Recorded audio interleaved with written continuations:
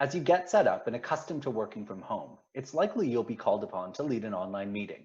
Hi, I'm Chris Thompson, Talent and Learning Consultant in Human Resources, and I'm going to share with you our best tips for leading virtual meetings. Western supports a number of tech tools to bring people and teams together, including Blackboard Collaborate or Microsoft Teams. Today, I'm going to use Zoom. Let's start by sharing my screen.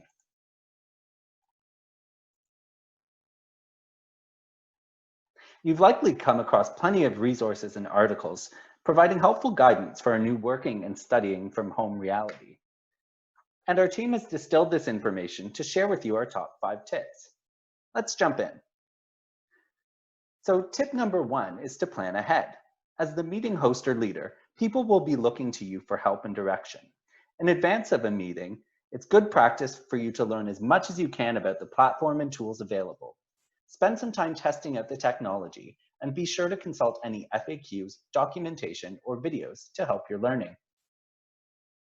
Just like in the traditional workplace, the best meetings are those that are structured. To help with this, create an agenda and distribute it to your attendees in advance, including any background information they will need. We've provided 2 templates that you can use for a regular team meeting or project check-in meeting. When sending an invitation, provide clear instructions for how they will join the meeting, which includes any technical requirements, such as having to download software, or audio-visual considerations. We also want to be vigilant about mitigating any privacy concerns and using best practices when setting up a meeting.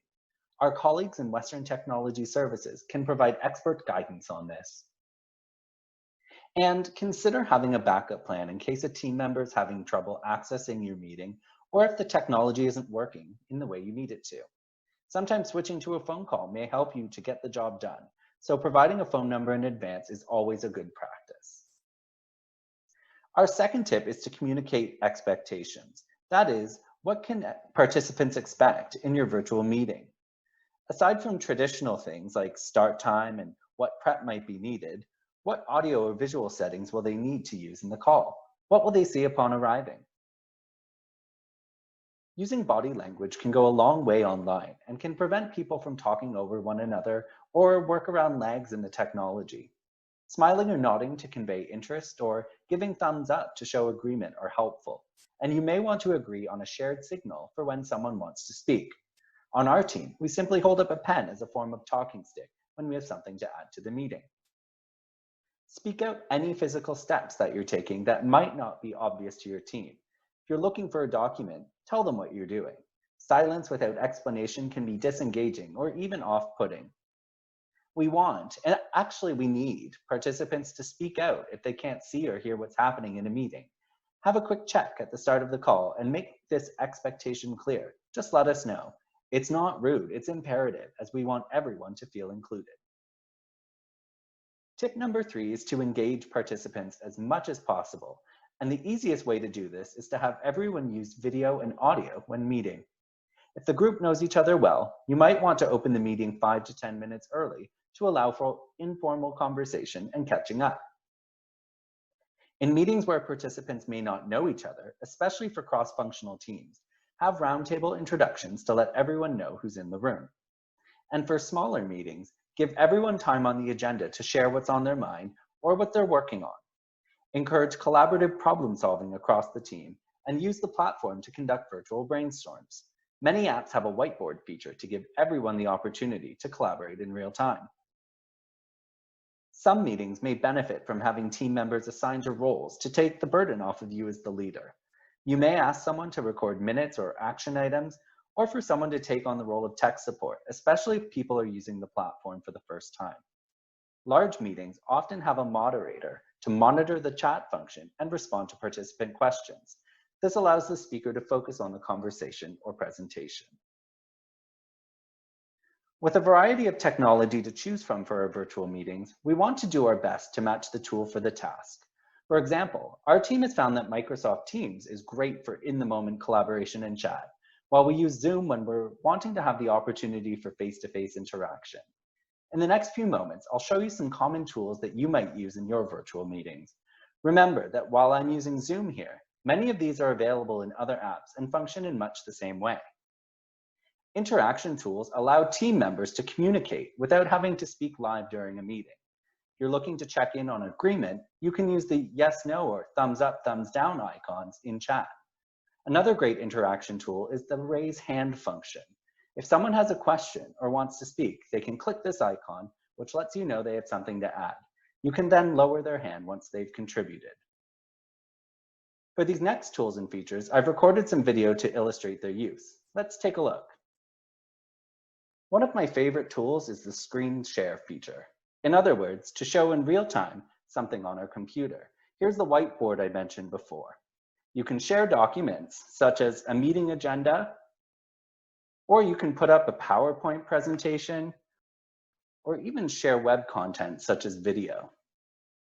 A key tip here is to have only open what you want people to see and to shut down email so you're not having pop-ups appear on screen. Polls are a great way to engage your audience, especially if there's a lot of people taking part on the call. It's a quick opportunity to take the pulse of the group and very easy to set up on the fly, as I'm doing right here.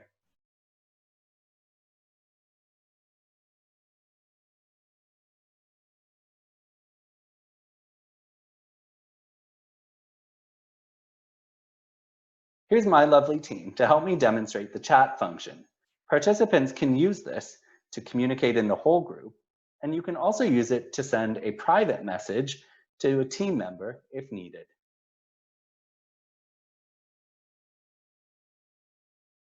Breakout rooms can be created to allow participants to communicate in smaller groups. Again, this is excellent for larger meetings where you want to provide the opportunity for everyone to collaborate.